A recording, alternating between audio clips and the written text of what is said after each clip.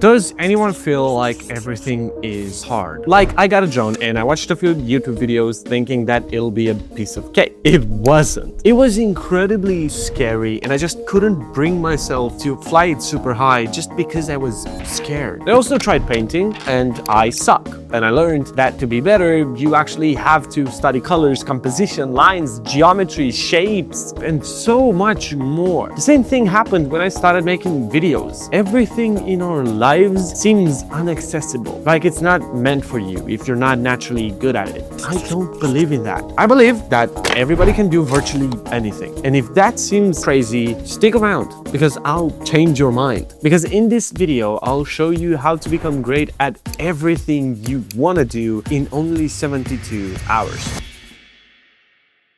Okay, everything feels hard and impossible because of this, your phone. I know, it's such a cliche to say this, but your phone really makes it impossible for you to learn things because of something called the feedback loop. Our brains are actually pretty simple. They want one thing more than anything else, and that's dopamine. But there's a misunderstanding with this chemical. Dopamine isn't flooding your brain if you're doing something fun. It's when you're doing something that is meaningful. For example, you get dopamine when you're making progress on your goals to keep you going. You also get dopamine when you eat so that you don't end up starving. But recently, some people figured out how to hack this chemical to keep you glued to your phone. This isn't anything new. It's something we've known about for a while, but it's actually making it impossible for you to learn anything ever again. Here's why.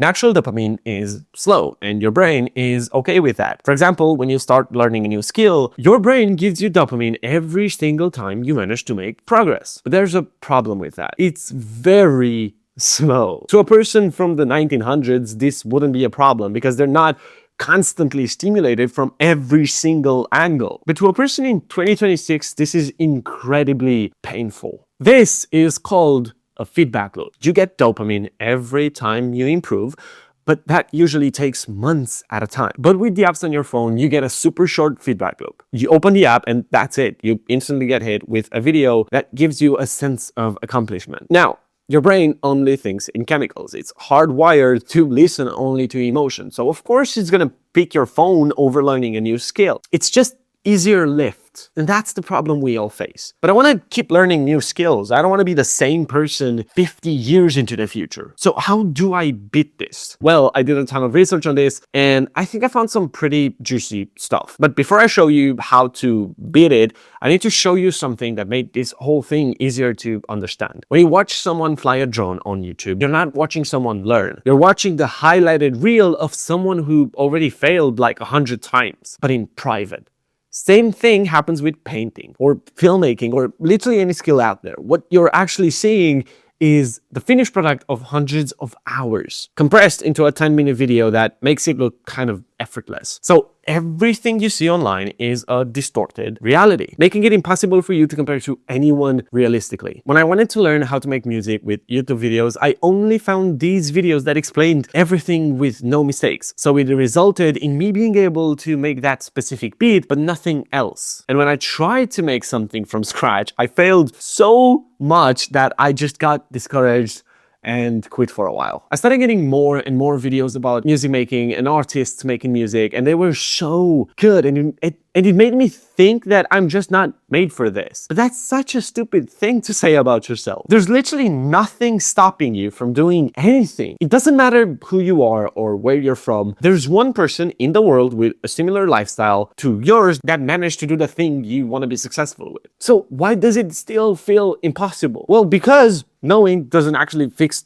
the problem. Here's what I mean. There's a specific moment that happens when you're learning anything new, right at the beginning, where you go from excited to completely overwhelmed. When you start out, you don't know anything about a subject, and you tend to be optimistic about it. You start to think that it'll actually be super easy, and that maybe you're actually a natural at this. And things start out looking great, but then you kind of get stuck because you have to put what you learned into practice and you realize that it's not actually as easy as it seems. This is where you'll get your phone out, open Instagram and start watching reels for half an hour until you kind of realize you're just wasting time. Okay, back to the solution. How do you make things feel easier to do? The most important thing is comparison, but the right kind of comparison. If you compare yourself with everybody on the internet, you'll probably compare yourself to a distorted version that is perfect, or at least one that doesn't show any kind of struggle. Because we kind of idolize the people that do things effortlessly. Like, who would you rather be impressed with? A guy that spends 10 years learning how to paint in order to become really good, trying to like show you all of his struggles and his failures, or another guy that just touched a brush and was instantly insanely good. It's in their benefit to seem effortless and mysterious because it makes them look like a higher authority in their field. Makes them look special, but nobody is truly special. They all hide the years it takes to actually get good because it just isn't good. It isn't aesthetic to show the struggle. Think of it like a marathon. You're not watching the entire thing. You're only watching the start, maybe bits and pieces of the process, and finally the end. If you'd watch the entire marathon, you'd get incredibly bored. And it isn't even exciting. So comparing yourself to these people online is only gonna make you feel like you're worse. Like you're falling behind and it's just impossible for you to get good at this when everybody else seems to get it. So the secret is comparing yourself with you.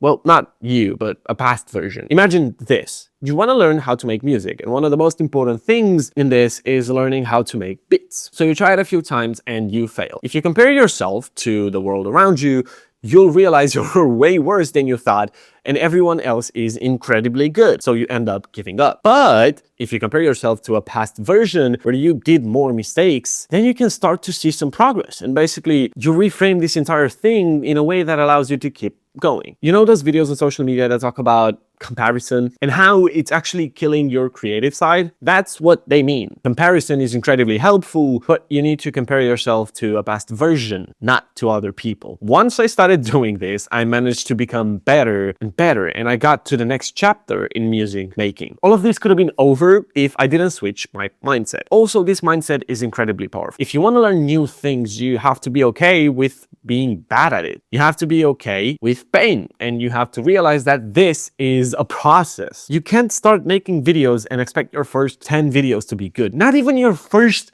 100.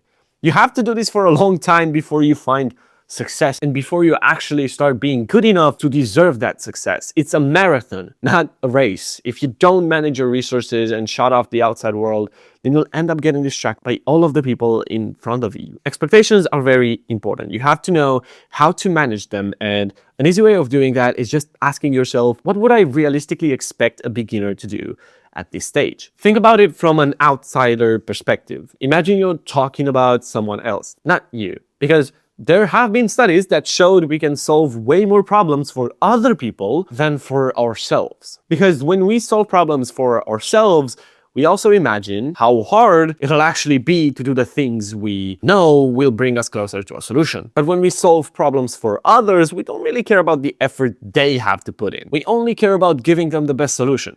And the best solution is often the hardest. So to recap, the secret to learning things and not feel like hell because of it is to, 1, not compare yourself to others, but to compare yourself with a past version of yourself. 2, to understand that you will be bad and be okay with it. And 3, finally, to set goals for someone else and then to follow them directly. These are all things I had to learn on my own for this video, based on tens of papers and books and YouTube videos. And I actually applied them to my own life, and it's made the whole learning process better. Oh, and also another thing that helped me feel better was documenting everything in a notebook like this one. This is just a basic Moleskine notebook, but I wrote notes on how I felt at the time, and it helped a lot to go through it when I felt overwhelmed, because it kind of reminded me that I'm making progress. So, okay, this is how you feel that things are easier, but how do you actually learn things in 72 hours? Because like I said in the intro, you can actually learn every skill in less than 72 hours, and it's all based on a TED Talk that explains the principles of learning. Basically, learning a skill is incredibly easy. You have 3 core things you need to do to get good at something. And then if you do those 3 things, you're pretty much like 80% there. This guy named Josh Kaufman gave a TED Talk a while back that completely changed how I think about learning. And the main idea is this. It doesn't take 10,000 hours to learn a skill. That number is real, but it's been completely misunderstood. 10,000 hours is what it takes to be world class, to compete at the absolute highest level, but that's not what you want. You don't want to be the best painter in the world. You just want to paint something you're proud of. You don't want to be a Grammy-winning producer. You just want to make music that sounds good. And for that, it takes about 20 hours, which is nothing. That's basically less than a week if you're consistent. That's on paper, but based on my experience, it usually takes around 72 hours. When I was learning music, I was spending hours watching tutorials, absorbing information, feeling productive, but I wasn't actually practicing. I was just consuming. And consumption feels like learning, but it isn't. It's just a more intellectual version of scrolling reels. Real practice is uncomfortable. Real practice is opening the blank project and making something bad. It's doing the thing, not studying the thing. So the first step is to actually deconstruct the skill. Take whatever you want to learn and break it down into its smallest possible pieces, because every skill is actually just a collection of smaller skills stacked on top of each other. Music isn't just one skill. It's rhythm, melody, structure, sound selection, mixing, each one its own thing. But here's the key. You don't want to learn all of them. You just need to learn the 3 or 4 that give you 80% the results. For music, that was rhythm and basic sound selection. Everything else could wait. So I try to focus on those and ignore everything else. Also, here's a quick tip. I just asked ChatGPT to make me a curriculum based on rhythm and basic sound selection that I could go through in less than a day, and I just focused on that. To be really effective and fast with learning things, you have to focus. Like, actually focus. No music in the background, no phone next to you. Every time you get distracted and come back, your brain has to spend time getting back into the zone. Scientists call this attention residue, which basically means that every time you come back, part of your brain is still thinking about whatever distracted you. So you're never actually fully present. You're just never learning. One distraction doesn't cost you 30 seconds.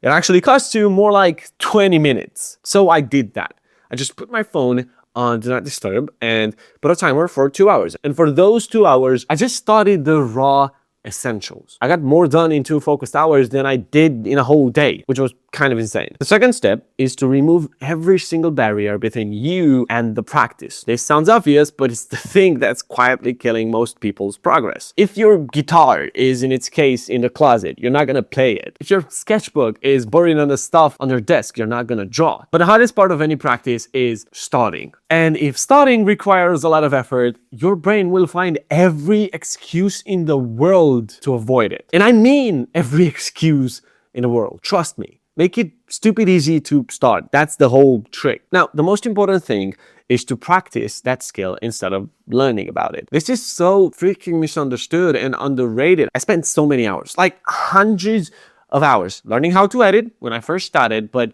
nothing actually moved the needle until I actually started to edit. You're never gonna learn unless you throw yourself in there and make mistakes. There's so much texture to learning that books and videos just cannot replicate. Mistakes are the fastest way to learn something because our brains are hardwired to listen to pain. That's really the only reason pain exists in the first place. It's a signal. It exists to give you a super negative feeling if you do something wrong so that you remember it and don't do it again. Pain also shows you where you're hurt, so you can easily figure out how to stop it. And it's so intrusive that it trumps everything else until it's fixed. When you watch someone else make a mistake in a tutorial, your brain doesn't really care about it. But when you mess up, you remember that. You remember exactly what you did and you hopefully don't do it again. So mistakes aren't the opposite of progress. They are progress. If we don't listen to mistakes, we'll be stuck in the same place for ages. So it's really important to listen to them. And trust me, I failed a lot of times. I was super bad at editing and I couldn't edit for the life of me, but now I'm